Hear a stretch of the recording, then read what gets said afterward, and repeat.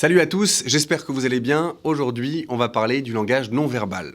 Il y a un enseignement qui est tout à fait intéressant, dans lequel on nous raconte l'histoire de Dathan et Aviram qui se disputent en Égypte. Souvenez-vous, ces deux Hébreux qui vont semer le trouble au sein du clan d'Israël, même plus tard pendant la faute du veau d'or. Mais ici, on les retrouve en Égypte, et c'est la première fois que Moshe va les rencontrer.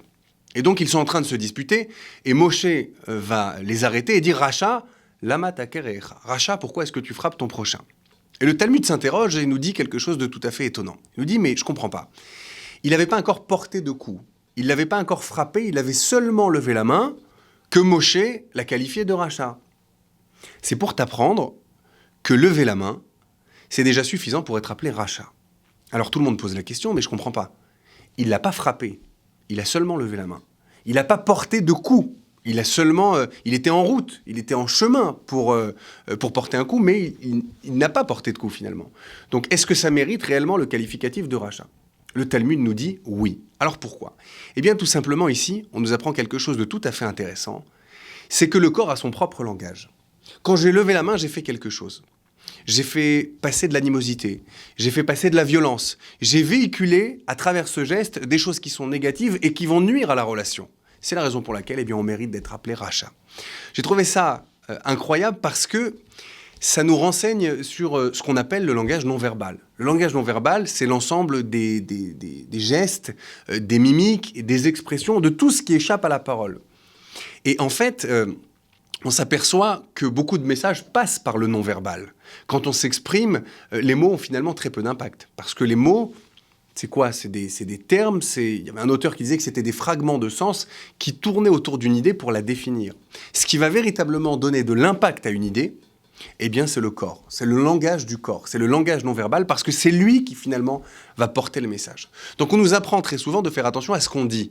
C'est vrai, mais on doit aussi faire attention à comment est-ce qu'on le dit, à comment est-ce qu'on le fait passer, à quel geste est-ce qu'on va faire. Et très rapidement, on peut glisser et puis faire passer un message à travers le corps qui n'est pas positif, ou en tous les cas qui porte en lui des choses qui vont nuire à une relation. Par exemple, vous avez deux façons de dire à quelqu'un de venir.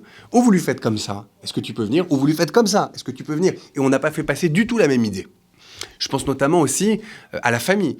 Par exemple, dans une relation, on va se disputer avec notre époux, notre épouse, et on va faire des silences. On va faire des silences pour marquer notre désaccord ou bien pour ignorer l'autre. Mais il faut savoir que c'est aussi fort et peut-être même aussi blessant, voire plus que certains mots. Avec les enfants, par exemple, on va faire certains gestes, on va dire « Oui, mais j'ai pas porté de coup sur mon enfant. » Oui, mais tu as fait un geste qui était violent. Tu as véhiculé de la violence. Tu as fait passer des choses qui étaient négatives. Donc, réapprenons, on va dire, à nous approprier ces choses-là pour pouvoir en faire bon usage. D'accord ?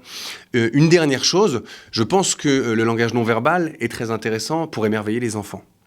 On va, par exemple, faire une sortie, on va aller dans la nature, on va apprendre des choses, et bien à ce moment-là, on peut, à travers le langage non verbal, magnifier les choses, les porter, les rendre plus belles, les rendre plus grandes, et ainsi utiliser notre corps à bon escient. Je vous laisse réfléchir à ça, et puis je vous souhaite à la semaine prochaine. Let's go!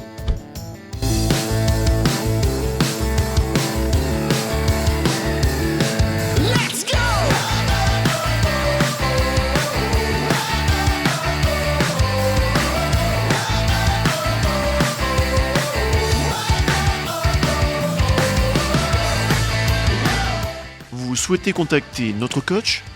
Écrivez-lui sans plus attendre à ben.mycoach@gmail.com.